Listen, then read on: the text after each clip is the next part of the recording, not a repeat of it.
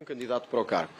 Segundo, dizer o óbvio, que António Costa foi um mau primeiro-ministro português, deixou o país no estado em que o país está e que vai ser um mau governante europeu, que está nos antípodas de tudo o que acreditamos, em matéria de imigração, em matéria de segurança, em matéria de justiça, e portanto é uma tremenda hipocrisia política que o governo português apoie António Costa. Que efeito prático é que pretende alcançar com isso, uma vez que o ID não está sentado à mesa dos líderes, onde vai ser feita a escolha? O ID é neste momento uma das principais forças europeias, em número de eurodeputados, juntamente também com os conservadores. Como é sabido de todos também, tem havido conversas entre o ID e o Partido Conservador Europeu, na lógica de se poder formar um grande bloco europeu à direita. E esse grande bloco europeu tem que passar uma mensagem clara que António Costa não passará.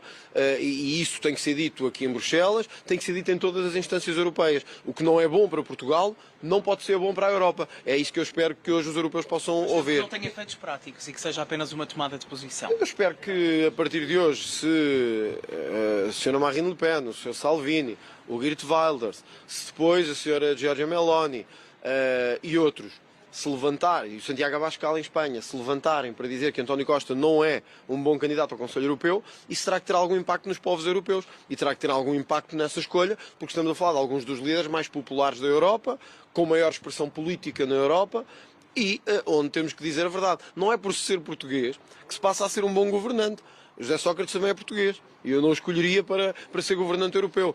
Portanto, o que eu espero é que nós deixemos cair esta tremenda incoerência, esta tremenda hipocrisia e possamos dizer que António Costa não é uma boa escolha para o Conselho Europeu. Mas se o cargo for de facto para os socialistas europeus, como pede esta família política, então preferia que fosse Pedro Sánchez ou... Não, também acho que Pedro Sánchez é um péssimo governante. Acho que primeiro não deveria ser de um socialista europeu. Se tiver que ser, tem que ser escolhida uma personalidade com traços suficientes de independência, de conhecimento, de experiência, mas de integridade, que nos dê pelo menos a garantia de que o mandato vai ser imparcial, íntegro e que vai olhar para o melhor da Europa. Já ouvimos dizer também que entre o espanhol socialista e o português socialista, preferia o português socialista. Eu só acho que o nosso socialista é o pior de todos.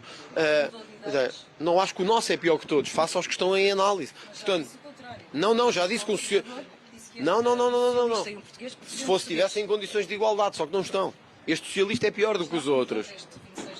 Bom, mas nós não sabemos ainda quem é o candidato espanhol, não sabemos se é Pedro Sánchez, é pouco provável, visto que ele é primeiro-ministro em funções. Portanto, deixa-me só dizer isto. Portanto, este socialista é pior que todos os outros. Este é o pior socialista da Europa. E, portanto, se é o pior socialista da Europa, não é por ser português que nós o devemos dizer.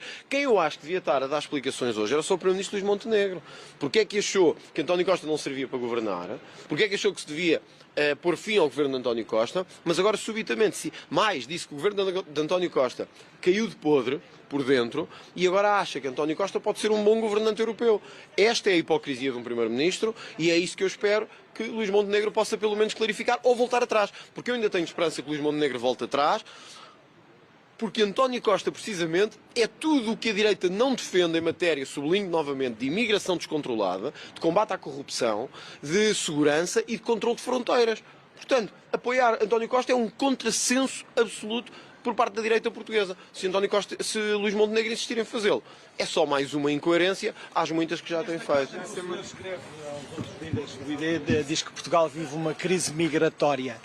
Tendo em conta aquilo que alguns destes países já passaram, como por exemplo a Itália, não temos de estar a enganar estes líderes. Pelo contrário, face à população que temos, este é o único país que tem 500 mil de pessoas por regularizar numa agência como a AIMA e que acabou de desmantelar a sua polícia de fronteiras. Portanto, isso é uma crise migratória. Quando temos 500 mil de pessoas por regularizar, quando temos pessoas a chegar todos os dias a Portugal, sem termos capacidade de o regularizar, obviamente que isso é uma crise migratória. Não, 500 mil de pessoas por regularizar em Portugal.